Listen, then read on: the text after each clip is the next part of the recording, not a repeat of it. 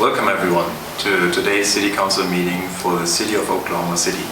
I call this meeting to order and I would like to thank everyone in attendance and those joining in remotely.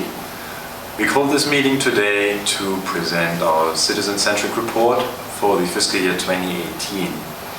My name is Philip Steinmüller and I'm joined today by my fellow City Council member Bryson Kashiwaira and Mark Decay. Thank you, fellow councilman. And I will pass it on to Mark, who is going to explain a little bit more about the citizen-centric report. Thank you, Philip. And we'd like to thank the Association of Government Accountants for sponsoring this citizen-centric report initiative and helping us in the process to develop the CCR for you, the citizens of Oklahoma City.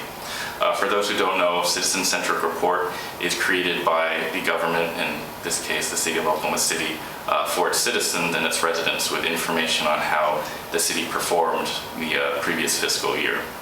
Our goal was to make this as easy to digest and understand as possible, since it's designed for mass consumption by all residents and all citizens, with clear language and non-overly complex statistics and information. However, we did strive for the CCR to contain enough information that the reader felt like they had a sense of what was going on in the city this past fiscal year. So there's basically four main elements to a CCR. Page 1 is who we are as a city and what government we have. Page 2 is what we are doing, so it kind of highlights the main things that we achieved as a city the previous fiscal year. Page 3 has our revenues and expenses, and page 4 contains the issues and challenges that are upcoming and that we face as a city in the future. So page 1 of the CCR report contains information on who we are as a city. So we began by including the vision statement found on the Oklahoma City's website. This reads, Oklahoma City seeks to further progress as a vibrant, diverse, safe, unified, and welcoming community. So as the City Council, we strive to uphold this goal and achieve it as well as part of our duties and as public servants to the city and its residents. Moving down the page 1, we have the mission statement as well. To provide exceptional service to residents and visitors, we do this by ensuring the safety of the public, delivering quality services, and maintaining infrastructure to support the growth of the city. So as a city council, we really take this to heart, and it shapes how we behave and how we act and how we try to improve the city as best as we can to improve the lives of its residents and citizens. Moving on further down the page, we have information on who we are as a city, and as many residents and citizens of Oklahoma City know and are proud of their history, this town was settled in a land grab in 1889, and from there progressed as a city and became incorporated in 1890 as the City of Oklahoma City. Later on in 1910 it became the state capital for Oklahoma. So right now, today, Oklahoma City is the largest city in the state of Oklahoma with a population of 649,021 people, and is the second largest municipality in the United States in terms of land area with 620.4 square miles. Currently, we have a vibrant, engaging cultural and historical scene with the Oklahoma City Philharmonic, the Lyric Theater, Ballet Oklahoma, and a National Cowboy and Western Heritage Museum. Additionally, we are home to the Oklahoma City Thunder of the National Basketball Association, the National Softball Hall of Fame, and Riversport OKC Center, which is a newly opened U.S. Olympic and Paralympic training center for canoes, kayaks, and rowing. Continuing on page 1, we have information on our government. For those who do not know, or for those who aren't too familiar with the form of government here in Oklahoma City, we have a council manager form of government whereby the citizens elect city council members throughout Oklahoma City in its 8 wards. And once those elections have happened, the city council elects a mayor to be the 9th representative on the city council. The mayor then appoints the city manager to act as the chief executive and chief administration officer of the city. So the city council, the 8 members plus the mayor, is in charge of enacting policy, while the city manager is in charge of executing the policy. And furthermore, the city council has the power to appoint the city auditor, the municipal councilor, and municipal court judges as well. Continuing on page 1, we have some information of macro level statistics about the residents and citizens of Oklahoma City. The first one is the median age of 34.1 years. The second one's median income of $51,581. And the third one is the median price of a home. This is $148,500. We'd also like to note that for the median income and median price of a home, those have been increasing the last few years, and we are very proud of that fact. At the bottom of page 1, we have information on the strategic goals as developed by the City Council. First one is to develop a transportation system that works for all residents. The second one is to promote safe, secure, and thriving neighborhoods. Third, we would like to maintain strong financial management. Fourth, we'd like to enhance recreation opportunities and community wellness. Fifth, we'd like to encourage a robust local economy. Sixth, we'd like to continue to pursue social and criminal justice initiatives. And seven, we'd like to uphold high standards for all city services. Lastly, on page 1, we have pictures and names of the city council members, as well as the mayor and city manager. For those who do not know who their council member is, we encourage you to visit our website, okc.gov, which is listed at the bottom of page 1 as well. And on the website, you can find a map of who the city council members are, and also information on each member as well. Thank you, Mark. And continuing on our strategic goals, I'm going to outline the next goal, which is to maintain strong financial management. During a recent survey, 92% of respondents expressed satisfaction with the city's budget, which is an important aspect of our legislation. Also, our initiatives to match the city's expenses with its revenues have been appreciated by the financial markets, where we maintain the highest ratings for our general obligation bonds. This contributes on keeping our interest expenses low.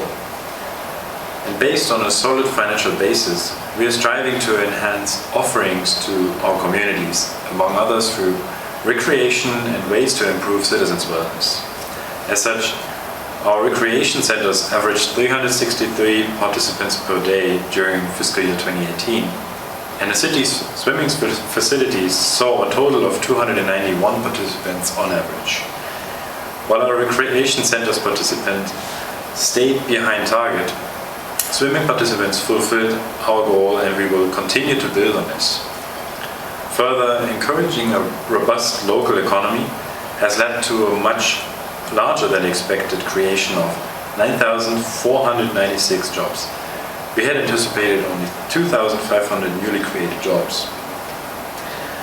But this creation of 9,496 jobs reflects very well our unemployment rate of 3.4%, which has been well below the national average of 4%. Addressing other issues our community is facing has been key to our efforts to uphold high standards for all city services as well. One of the statistics for this was pothole repairs completed within 3 days upon request, which was a 60% in fiscal year 2018, whereas we had expected an 80%. To improve the city's facilities, roughly $42.7 million worth of construction projects were awarded during fiscal year 2018.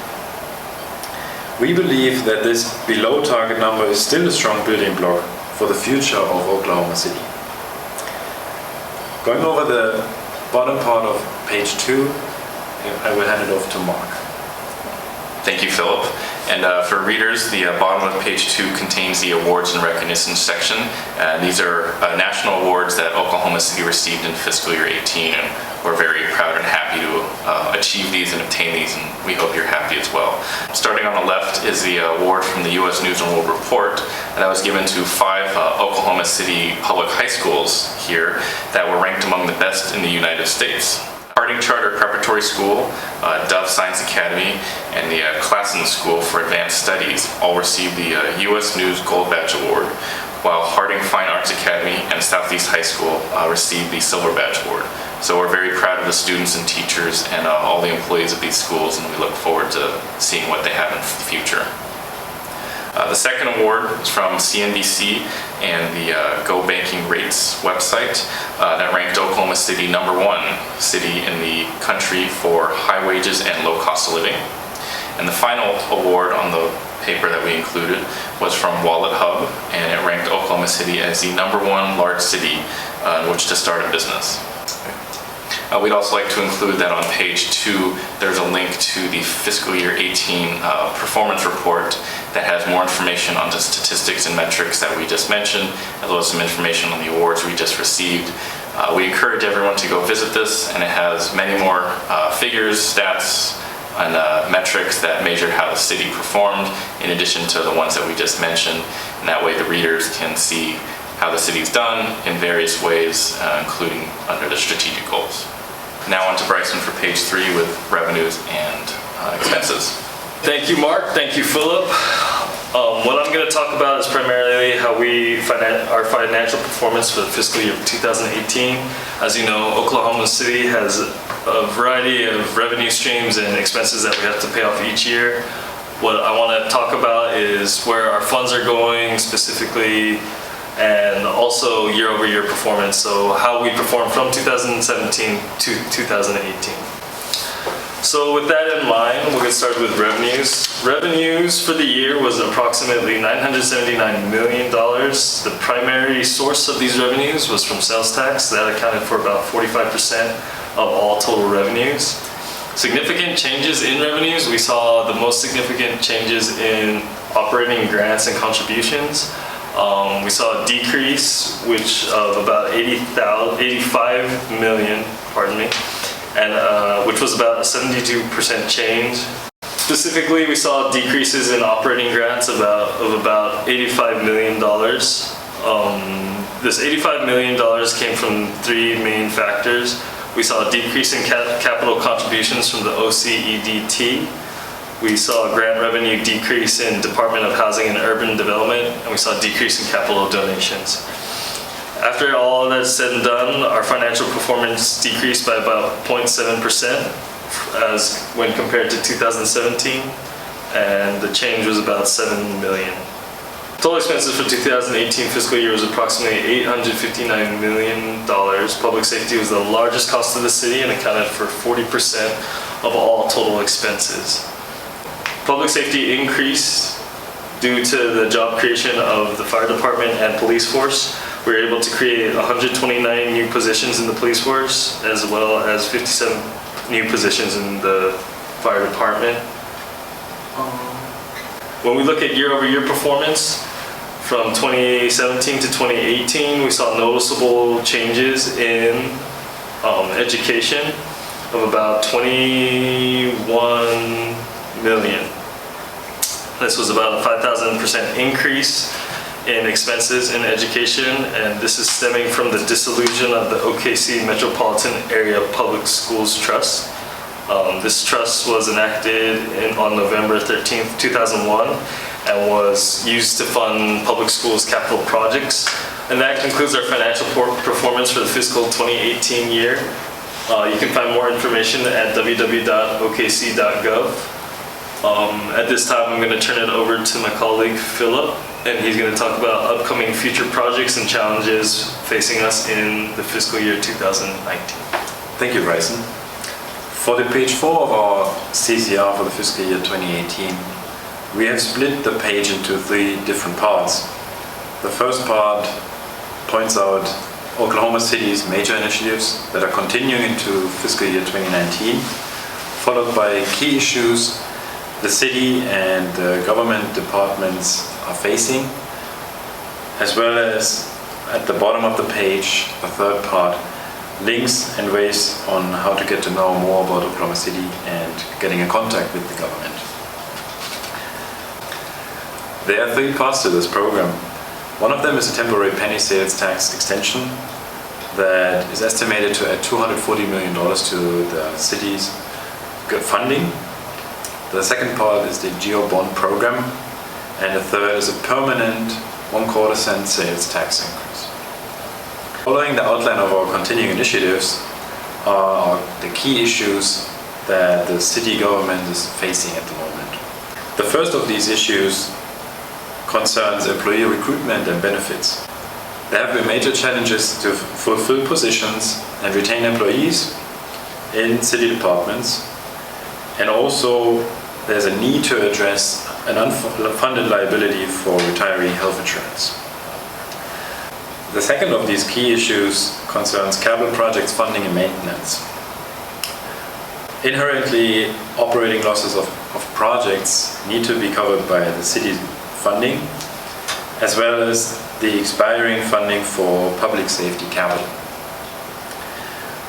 We will be asking voters in late 2019 to approve a temporary tax to fund projects that will transform the city as well. The third of our key issues that we are facing at the moment is infrastructure improvements. Our citizens are having increased expectations towards public transportation, and also we are concerned with securing water supply to central Oklahoma, for which we are currently undergoing construction that will last for 5 years of a $700 million, 100-mile long water pipeline into the city. The third part of page 4 of our CCR outlines ways to get in contact with the city's government, such as through Twitter or Facebook, as well as getting more information on the city through YouTube or Nextdoor, and also getting to know more about CCR reporting through the AGA's website. That concludes our 2018 presentation of the Citizen-Centric Report for the fiscal year 2018. We hope that we've provided some valuable information to you about how OKC is performing and what we have coming up, as well as awards that we've received in the past. We want to thank you for coming out and attending our meeting, and we look forward to next year's meeting. We'll see you at 2019 CCR presentation. Thank you.